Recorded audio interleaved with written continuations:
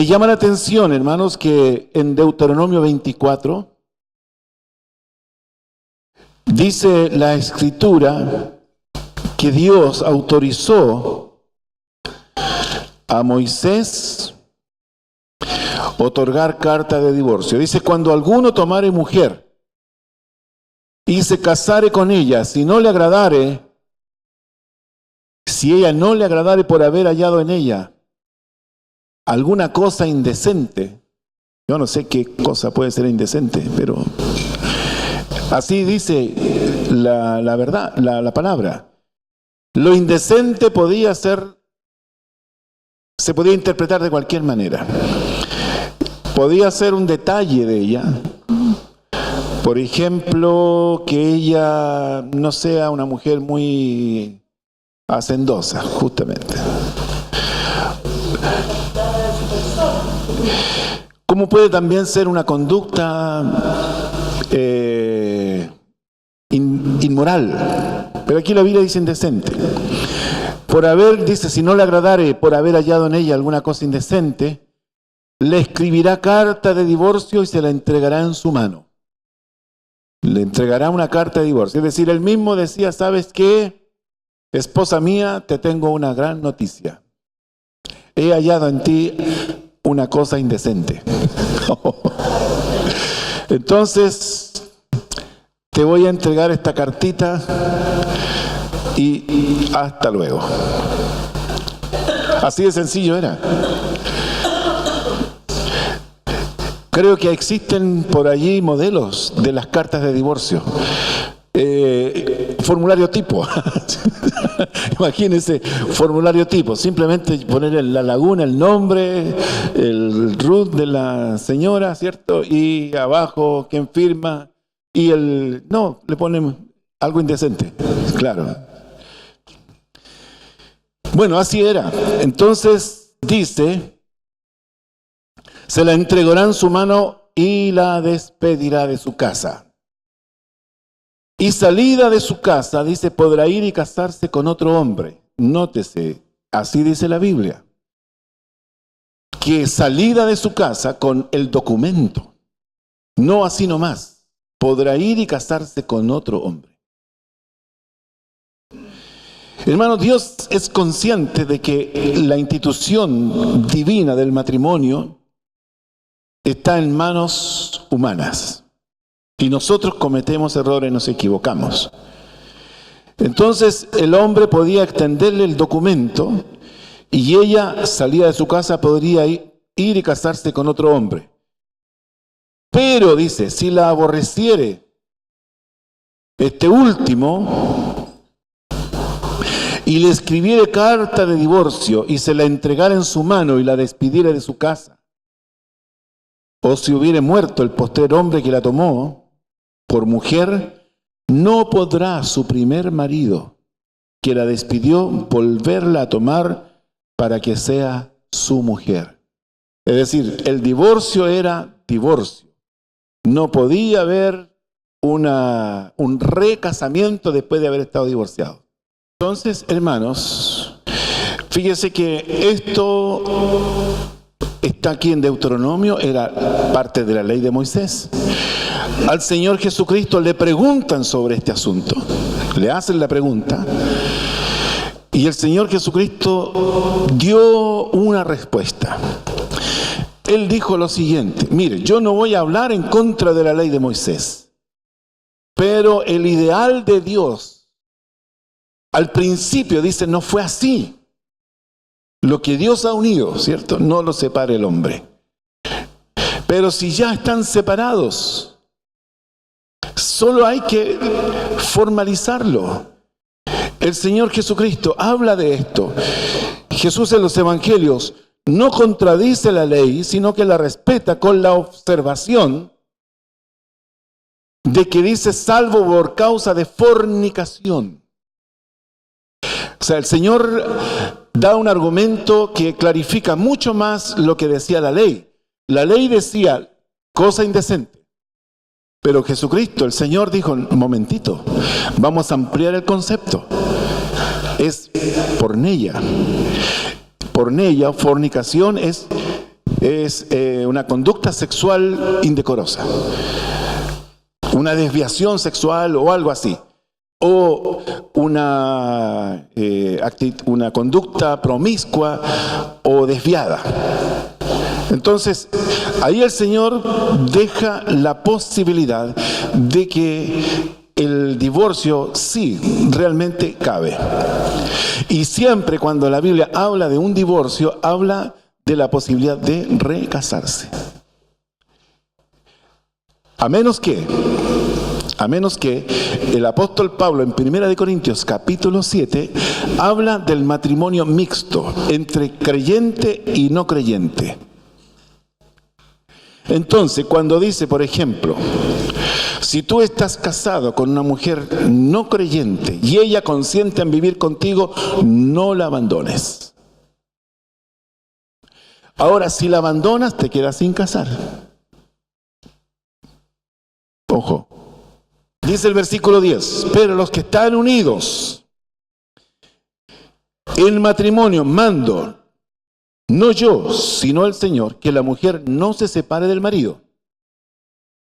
Y si se separa, quédese sin casar o reconcíliese con su marido y que el marido no abandone a su mujer.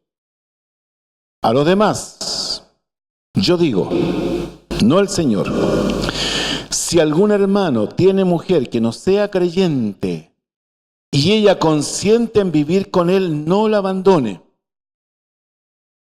Dice ahora, y si una mujer tiene marido que no sea creyente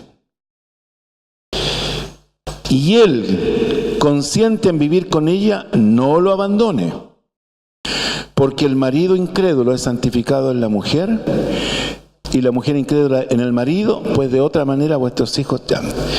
Pero, dice el versículo 15, pero si el incrédulo se separa, sepárese. Pues no está el hermano o la hermana sujeta a servidumbre en semejante caso, sino que a paz nos llamó Dios. ¿Qué significa eso? Que si una mujer creyente tiene marido no creyente y este marido no creyente le da mala vida, violencia intrafamiliar, violencia doméstica, agresiones, dice la Biblia, sepárese.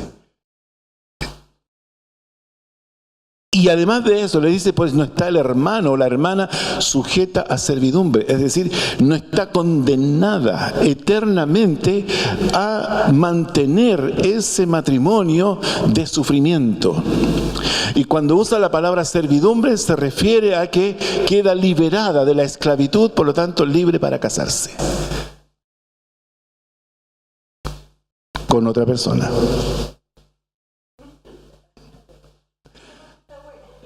Hermanos, esto está escrito.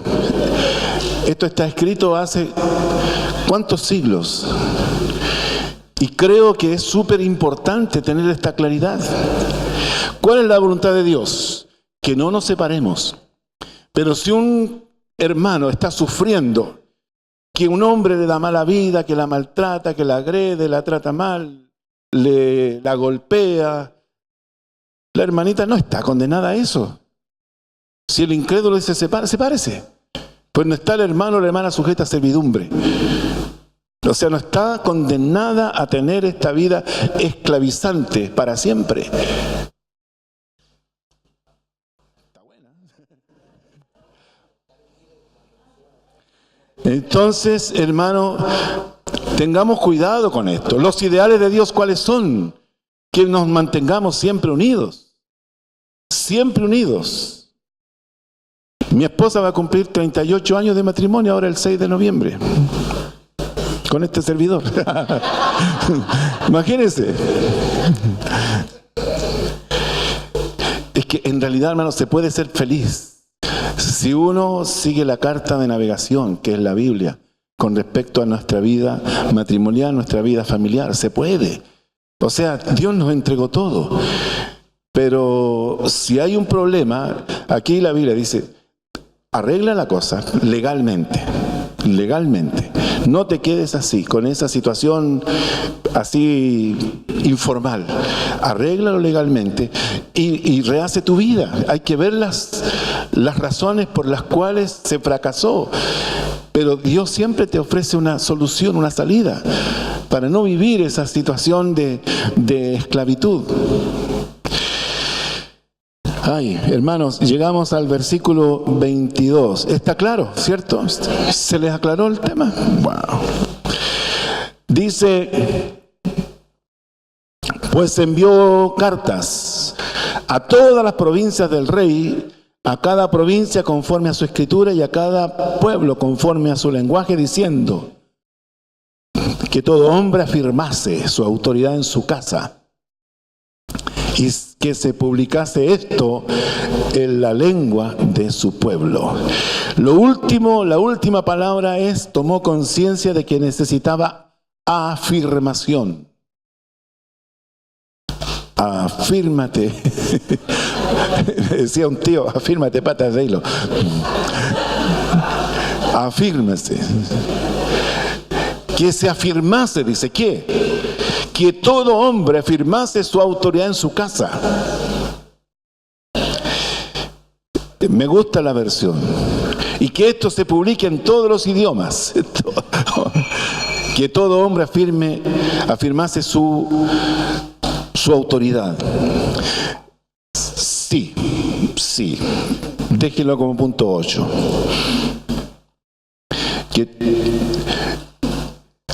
¿De qué está hablando acá este hombre? Este hombre está haciendo una profunda reflexión. Él se está dando cuenta de que había un tema allí de autoridad del hombre débil. Una autoridad débil de parte del hombre. Tal vez podemos culpar a Basti un poco por el ridículo que hizo el rey, pero de alguna manera eso era como simplemente una demostración de la crisis que ya estaba teniendo su imperio. Lo de Basti fue como la gota que rebalsó el vaso, pero la cosa ya venía. Entonces él dijo, aquí necesitamos hacer algo profundo, algo radical en el comportamiento de los varones de nuestro imperio. Que se afirme su autoridad en su casa. Encontré un librito por ahí, hermanos, y me puse a hojearlo acerca del tema de la hombría. ¿Cómo uno es hombre? Alguien por ahí dice que el hombre tiene que afirmarse bien los pantalones. Dice dentro de estas reflexiones, solamente para que usted lo piense, todos los hombres sueñan con ser alabados como héroes. Pero pocos saben lo que eso significa y cómo alcanzarlo. Dentro de la masculinidad, dentro de la construcción psicológica del hombre está esto, el de ser héroe. No sé si usted sabía. La autoridad, el reconocimiento, el logro. Dice, todos los hombres sueñan con ser alabados como héroes, pero pocos saben lo que eso significa y cómo alcanzarlo. Dios creó a los hombres para que fuesen líderes y para que fuesen héroes. Líderes y héroes. Eso es parte de nuestro, no voy a decir de nuestro ADN, pero dentro de la construcción psicológica del hombre está eso. ¿Qué ocurrió con este rey Asuero? Cometió los errores en su búsqueda de autosatisfacción. Entonces este hombre estaba buscando esta autosatisfacción, una autogratificación. Dice, en la búsqueda de autosatisfacción, de autoconocimiento y autogratificación, los hombres han perdido de vista lo que es ser un hombre, un héroe, un líder.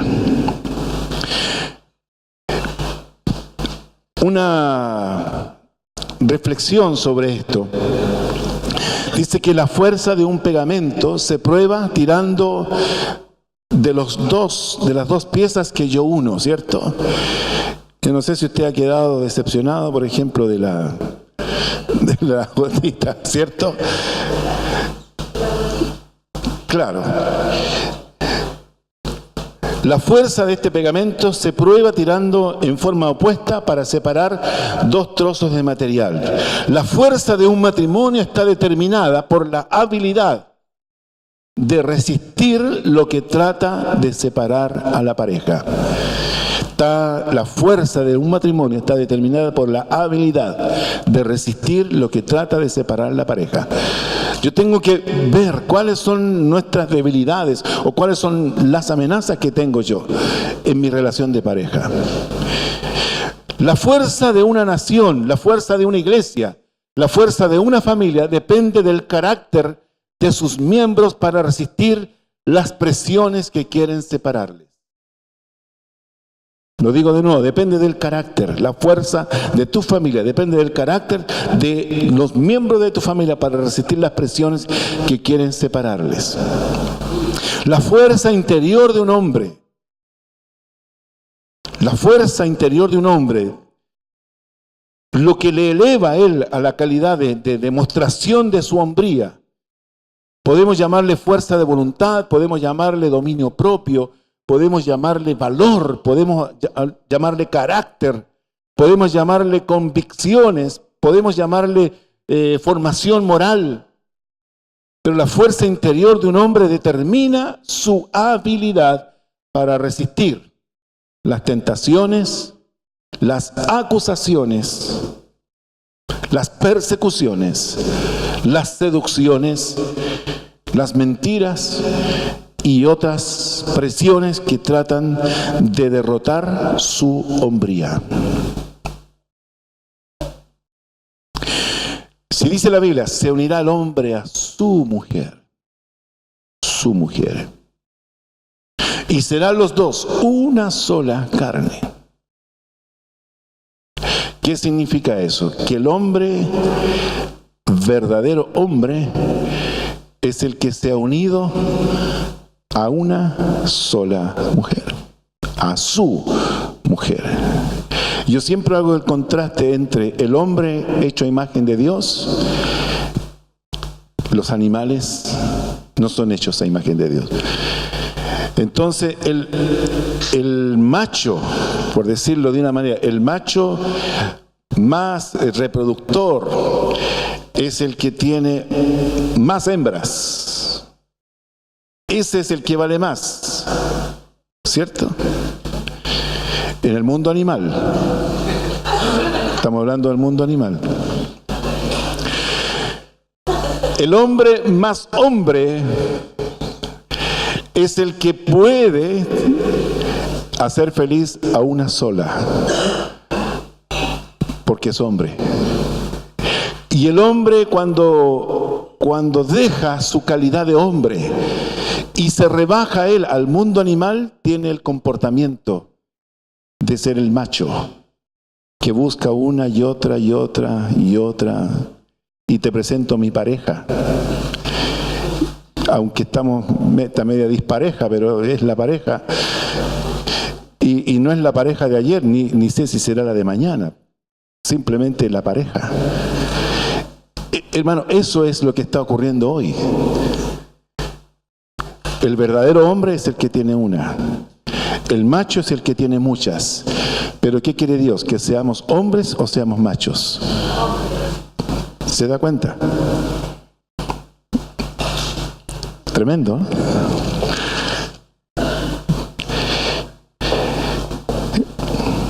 Entonces, la fuerza interior de un hombre determina su habilidad para resistir tentaciones, acusaciones, persecuciones, seducciones, mentiras y otras presiones que tratan de derrotar su hombría. Para que los hombres, mire, esta otra frase también para el bronce, dice, para que los hombres sean hombres de verdad, es necesario espíritu de hombría, de integridad. el poder de hombría en productividad y liderazgo, y la convicción de hombría en determinación y excelencia moral. Se lo digo de nuevo. Para que un hombre sea hombre de verdad es necesario que tenga espíritu de hombría e integridad. El poder de hombría en productividad y liderazgo y la convicción de hombría en determinación y excelencia moral. No es solamente el poner en el formulario cuando dice sexo, poner la M y marcar ahí, ¿cierto? Es mucho más que eso, es mucho más que eso. Los hombres, dice otra frase, los hombres que no tienen un sistema de pensamiento organizado, es decir, prioridades, convicciones y valores, siempre estarán a merced de los que sí lo tienen. Porque los hombres que no tienen sus propias convicciones siempre serán manipulados por los que sí tienen convicciones.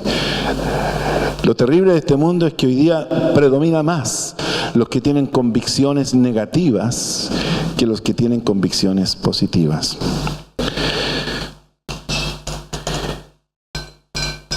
El hombre es más que el discurso. El discurso es creído cuando el hombre lo es. Y eso hablando de el tema, por ejemplo, de la palabra que uno da. Solamente eso. Por allí encontré algunas cosas interesantes sobre, por ejemplo, Daniel, un hombre de convicciones, un hombre firme, un hombre que soportó presiones, un hombre que se mantuvo igual, siempre. El Señor Jesucristo también tiene un perfil tan perfecto acerca de su determinación, de su decisión, de no abandonar la causa, de ir siempre por algo más grande y más glorioso, etc. Amén. Nos vamos al capítulo 2.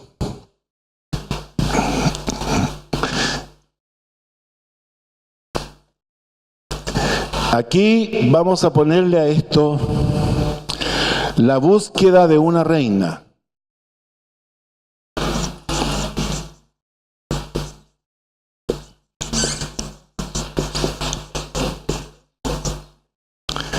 La búsqueda de una reina. 2. Interesante este libro. Me ha hecho, en realidad, hermano, me ha hecho pensar bastante.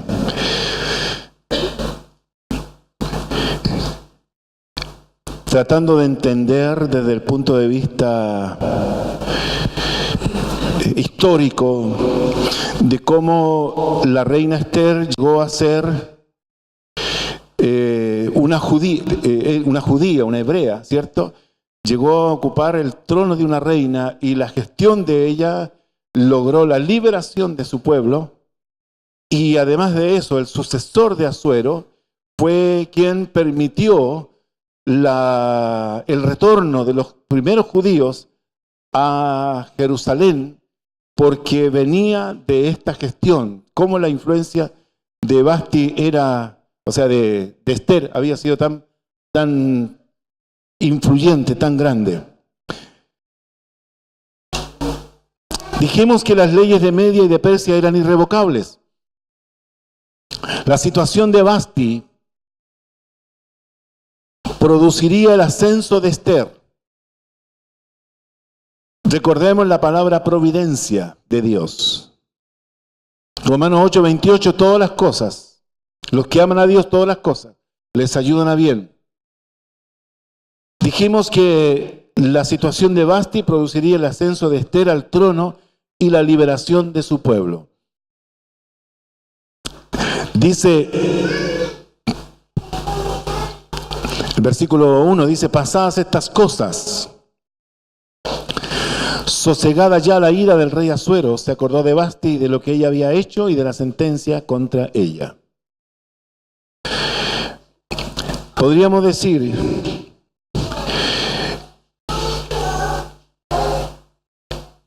cómo en el tiempo Dios pudo obrar.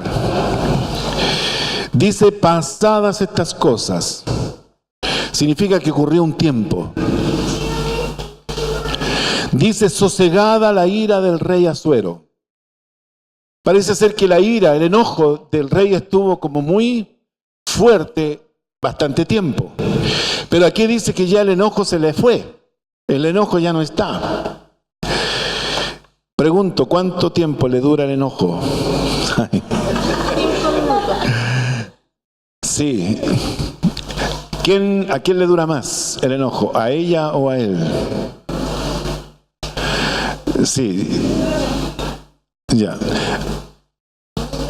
Nosotros somos directamente proporcionales. No sé cómo decirlo. A ver. María se enoja mucho y le dura poquito. Yo me enojo poco y me dura mucho.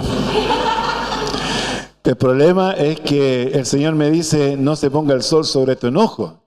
Entonces yo llego enojado a la noche y ahí yo tengo que ver cómo lo arreglo.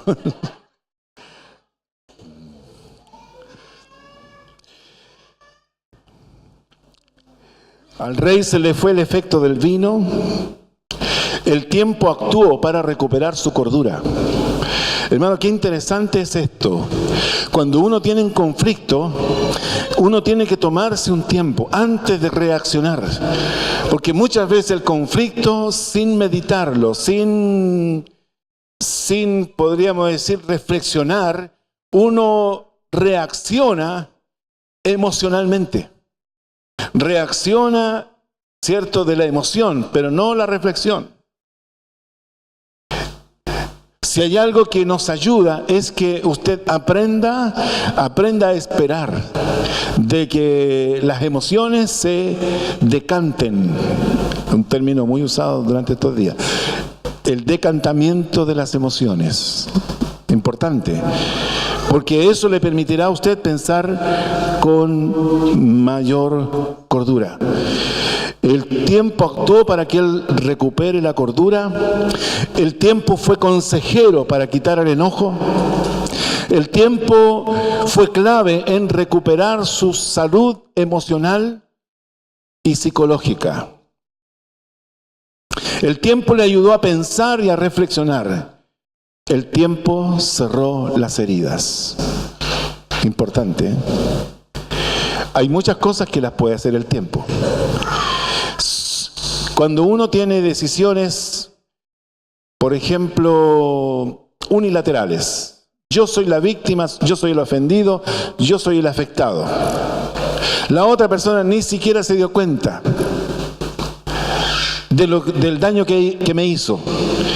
Es allí donde el tiempo juega totalmente a mi favor, en el sentido de que yo puedo en el tiempo que le doy a la situación, lograr sacarme ese enojo, lograr aplacarme, recuperar mi estabilidad emocional, pensar con cordura, por último, hermano, liberar a esa persona, perdonándola. Yo puedo hacerlo. El tiempo le ayudó a él a recuperar la salud psicológica y emocional. El tiempo le ayudó a pensar. El tiempo le curó las heridas. Porque fíjese lo que dice. Se acordó de Vasti. O sea, yo tengo que aprovechar siempre que cuando tengo un problema, yo tengo que tomarme mi tiempo. Tengo que tomarme mi tiempo. No puedo actuar sin pensar. Tengo que tomarme mi tiempo para pensar y para estabilizar mis emociones. No sé si se entiende la idea.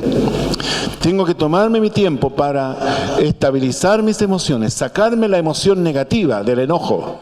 El enojo es una emoción negativa. El problema es que el enojo, cuando está allí, me bloquea el pensamiento. Y todo mi razonamiento y todo mi punto de vista está relacionado directamente con mi estado del enojo. Pero es diferente cuando yo, ¿cierto?, logré sacarme ese enojo. Si a mí se me pasa rápido, entonces yo me quedo, estoy listo en poco tiempo. Pero si a mí se me demora un poco, lamentablemente me lo pierdo. Y tengo que esperar y esperar. ¿Ah? Claro. tengo que esperar. Porque, hermanos, a veces una persona toma decisiones tan radicales, tan extremas, como lo que hizo este hombre. Este hombre fue tan visceral en lo que hizo. Lamentablemente su mente estaba perturbada por el efecto, ¿cierto? El efecto del líquido espirituoso de dudosa reputación, que usted conoce, ¿cierto? Él estaba bajo ese efecto. Pero ahora que se le pasó la cuestión, dijo, chita, por una tontera mía, me quedé sin señora. El problema es que esto ya está oleado, sacramentado, ¿cierto? Es un decreto y no se puede revertir. Ya estoy sin señora, sin mujer, me quedé sin mujer. Claro. Otra demostración de un error de una persona en autoridad que actúa motivado por un estado emocional. El tiempo nos ayuda. Lo segundo que vemos aquí es el recuerdo. Dice, se acordó de Basti. ¿Qué habrá venido a su mente?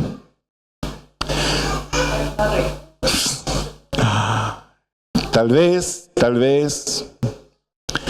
él comenzó a extrañarla. Se acordó de ella. Tal vez le vino remordimiento por lo que hizo.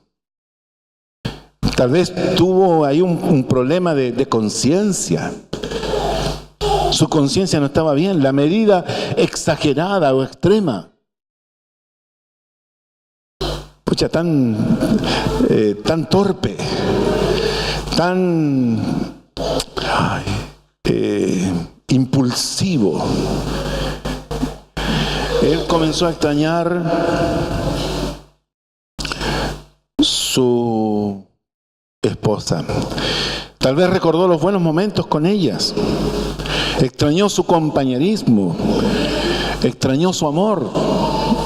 Sintió soledad. Sintió el vacío en su vida. Sintió necesidad.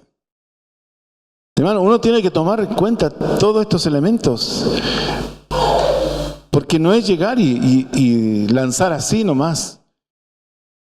Quebrar una relación sin haber reflexionado. Él la necesitaba, pero asumió. Dice, se acordó y de lo que ella había hecho y de la sentencia contra ella. Es decir, él dijo, y aquí no tengo vuelta. Tengo que olvidarme. Uno a veces comete errores. Y yo creo que él aquí está en esta conciencia del error que cometió. La necesitaba, pero asumió que la medida era sin vuelta atrás. El daño había sido más grande que el amor.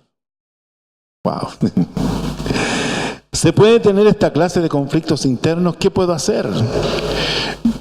Vivir en remordimientos, vivir con recuerdos, vivir pegado al pasado. ¿Qué debe primar en el corazón? ¿Qué debe tomar dominio de nosotros? ¿Nuestras emociones o nuestras convicciones o nuestros pensamientos? Buscar a Basti sería volver a perder su dignidad. Hay que pensarlo también de esa forma. Entonces le presentan un proyecto. Versículo 2. Y dijeron los criados del rey, sus cortesanos, busquen para el rey jóvenes vírgenes de buen parecer. Ese es el proyecto. Sale y vale. Y vinieron los publicistas y tomaron el proyecto y comenzaron a hacer las campañas publicitarias, mandaron a imprimir los afiches, la cara del rey, por supuesto no la de ahora, sino que la de unos 30 años atrás, para que se vea más pintoso el tipo, ¿cierto? Empezaron a mostrar, porque comenzaron a buscar una reina. Hermanos, usted se va a sorprender. Tal vez usted no esté absolutamente de acuerdo conmigo, pero se va a sorprender de cómo la palabra de Dios nos muestra y como que nos lleva a tan lindas coincidencias. Porque hay un rey buscando una reina. Hay un eunuco que es el hombre jefe clave a cargo de la casa real donde llegaban estas vírgenes. Y la campaña de captar estas tiene mucha similitud con lo que es la iglesia. Mire, solamente para que lo piense, el domingo que viene seguimos profundizándolo. Dice, ¿cuáles eran las características? Número 1, que sean jóvenes. Jóvenes. ¿Qué significa joven? Vital, ¿cierto? Con energía, con fuerzas, no viejas. Dice jóvenes, ¿cierto? ¿Qué significa? Personas que tengan una visión de futuro y no una visión pegado al pasado con los recuerdos. Dios espera que seamos jóvenes en el sentido de que Él siempre tiene algo nuevo para nosotros. Cuando nosotros comenzamos a mirar para atrás, significa que nos estamos poniendo viejos. Cuando miramos hacia adelante, significa que estamos mirando la vida y las oportunidades y la bendición que Dios nos tiene en nuestro presente y nuestro futuro. Uno se envejece cuando mira el pasado. Yo a veces tengo conflicto, me gustan los tangos, me gustan los boleros, pero me lo pegaron, esa cuestión no nació conmigo, eso es mucho antes que yo. Pero yo digo, hay personas que se vuelven tan pegados a los recuerdos. Una persona, vi o leí esto, decía, fíjate siempre, tu vehículo tiene un vidrio muy grande para que mires adelante y un cristal muy pequeño para que mires estrictamente lo necesario de lo que vas dejando atrás. Eso significa ser joven. Hermanos, el cascarón puede tener su desgaste, ¿cierto? Yo no estoy en contra de eso, yo asumo lo que me queda, ¿cierto? Pero mi corazón, mi espíritu, mi mente tiene que estar fresca. Tiene que estar con esa actitud de fertilidad, de ver dónde Dios me quiere hacer productivo, donde Dios me vea también en una actitud de reproducirme. Lo segundo, virgen.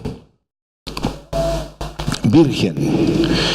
Dice la Biblia que Dios se buscó una virgen, María.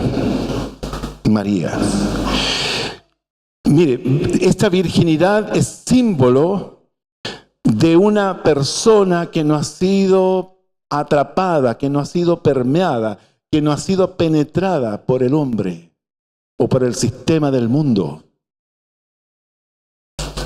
Mantener esa virginidad, esa pureza de que el sistema del mundo no me ha poseído. ¿Se entiende? Dios, hermanos, Dios espera que nosotros no estemos en esta, podríamos decir, doble estándar. En el mundo funciona así, pero con Él funciona así. No, Dios me quiere para Él. Dios me quiere para Él. Dios no quiere que yo sea infiel a Él.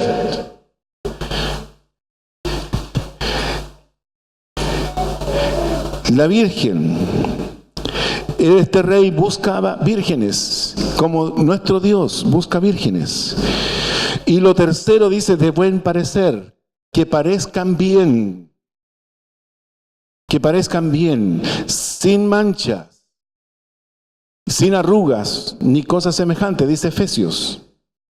Y cuando hablamos de manchas o de arrugas, estamos hablando de cicatrices, estamos hablando de traumas, estamos hablando de defectos. Las arrugas también hablan de vejez, hablan de postergación. Dios nos quiere de buen parecer, es decir, saludables. de linda figura, graciosa, atractiva. Y después dice en el versículo 3, y esto para que nos va a quedar ahí pendiente, dice: ponga el rey personas en todas las provincias de su reino, que lleven a todas las jóvenes virgen de buen parecer a Susa, residencia real, a la casa de las mujeres, al cuidado de Hegai, eunuco del rey. Este Hegai es el eunuco jefe de esa casa. Este Hegai es un personaje interesante porque él conoce el gusto del rey. Este fue como un gran concurso de belleza, donde Hegai es el que tiene que ayudar en el proceso de selección. Mire, dice de Hegai: y que les den sus atavíos. Que les den sus atavíos. Otra versión dice que se le entreguen a ellas todos sus maquillajes. Todo lo que ellas demanden para estar hermosas, Hegai tenía que entregárselos. Ahora, el tema es este. Ellas tenían que maquillarse, verse hermosas para el rey. Pero ellas pedían a Hegai que les dé lo que ellas necesitaban. Hermanos, ¿de qué nos habla esto espiritualmente? De que Hegai es el Espíritu Santo que nos hermosea para el rey. No puedo yo pretender agradarle en mis propios conceptos, en mis propias ideas. Yo necesito que el Espíritu Santo me muestre, me revele qué cosas yo necesito para verme bien para Dios. ¿Lo dejamos hasta ahí? Amén. Wow, nos vamos con una tarea y un desafío.